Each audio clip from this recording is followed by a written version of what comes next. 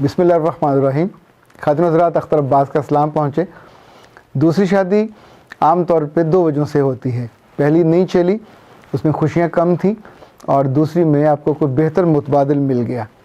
मैं आपको दो उसके पहलुओं पे बात करूँगा।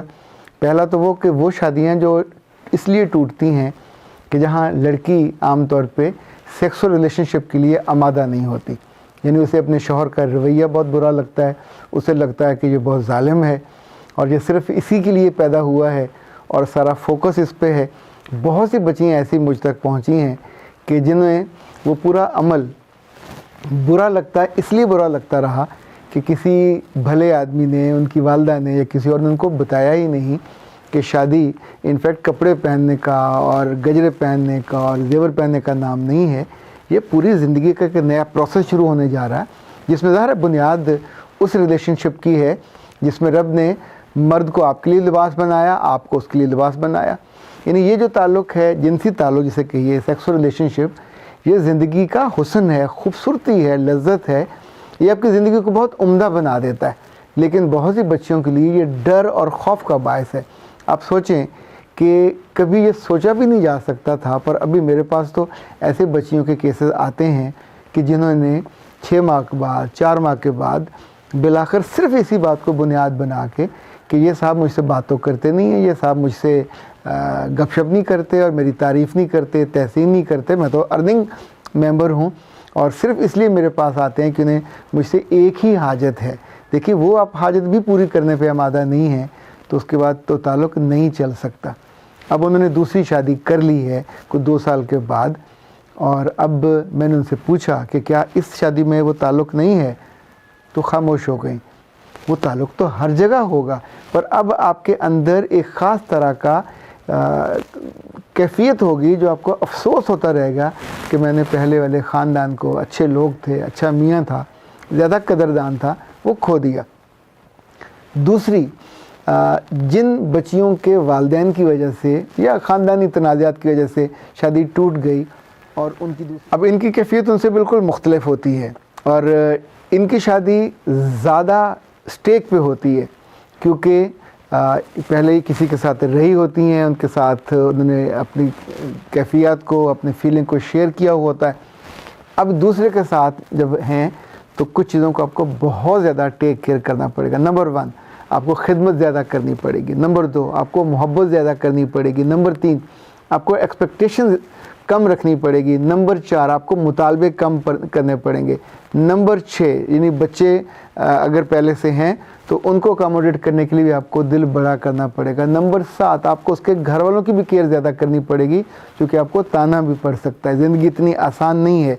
पर अब जो तीसरा किस्म के रिश्ते हैं दूसरी शादी वाले, वो जिन्होंने किसी वजह से टूटने के बाद ऑप्शन दरमियान में शादी नहीं हुई, फिर शादी हुई और मियाँ की भी ये दूसरी शादी है। आम केसेस में ये दूसरी शादी चोरी छुपे नहीं होती, पहले से इल्म होता है। अच्छा, जब इल्म है कि वो बटा हुआ है, उसने दोनों को बराबर रखना है या थोड़ा, चूँकि उसमें उसके बच्चे भी होंगे, वो पहले से है, तो इतनी उसको लिवरेज देनी चाहिए, इतनी लिबर्टी देनी चाहिए। इसे मैं कहता हूँ गिव हिम अ स्पेस। अगर आप उसको स्पेस नहीं देंगे और उसका खींचेंगे, तनाबे खींचेंगे, रस्सा खींचेंगे, तो टूट जाएगा। वो वहाँ ज़्यादा जुड़ा हुआ है, उसके बच्चे हैं, वहाँ बीवी है, फैमिली है, वहाँ उस 2 फैमिलियाँ जुड़ी हुई हैं। अभी आपके साथ तो नया नया ताल्लुक़ बना है, अभी उसको मजबूत बनाने वाला बेबी एक है या अभी नहीं है, तो दोनों सूरतों में आपके स्टेक कमज़ोर हैं। तो ऐसे में जितनी बच्चियाँ, और ये सारी पढ़ी लिखी बच्चियाँ होती हैं जो शादी पे शादी करती हैं, दूसरी शादी करती हैं, मोहब्बत की करती हैं। मर्द आम तौर पे जब 35-40 का हो जाता है तो माली तौर पे आसूदा होता है, उसे लगता है कि अब मैं डॉक्टर हो, वो इंजीनियर हो, वो वकील हो, वो किसी भी प्रोफेशन में हो, उसे लगता है कि मैं अब इन पैसों से एक नया घर ले सकता हूँ, किराया एक और दे सकता हूँ, दूसरी बीवी रख सकता हूँ। क्योंकि पहली बीवी आम तौर पे तब तक 3-4 बच्चों की अम्मा होती है और वो उसके साथ रिलेशन में कंफर्टेबल नहीं होती या उसको पूरा स्पेस नहीं देती, मोहब्बत का इजहार नहीं करती, वहाँ से बिल्कुल रवैया उसका जामद हो जाता है। तो ये ताल्लुक़ टूटने का या दूरी का या स्पेस का बायस बनता है।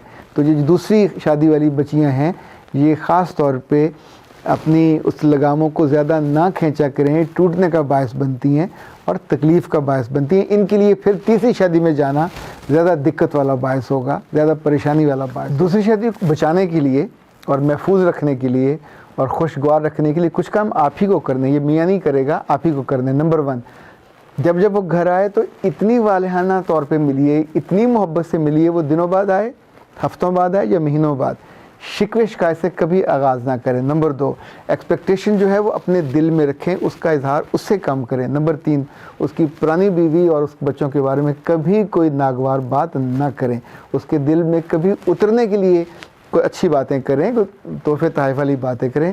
اس دل میں سے اگر آپ نے کوئی منفی چیزیں اس کو دینے کی کوشش کی تو دیکھیں وہاں تو وہ سیٹل ہے، یہ نئی جگہ ہے، یہاں یہ پودا ابھی اگنا ہے، ابھی اس کو بیج جو آپ نے لگایا ہے اس نے بڑا ہونا ہے، جوان ہونا، برگو بار اس پہ آنے ہیں۔ جب آئیں گے تب بھی آپ کو ہمبل رہنا ہے، تب بھی آپ کو سبمسو رہنا ہے۔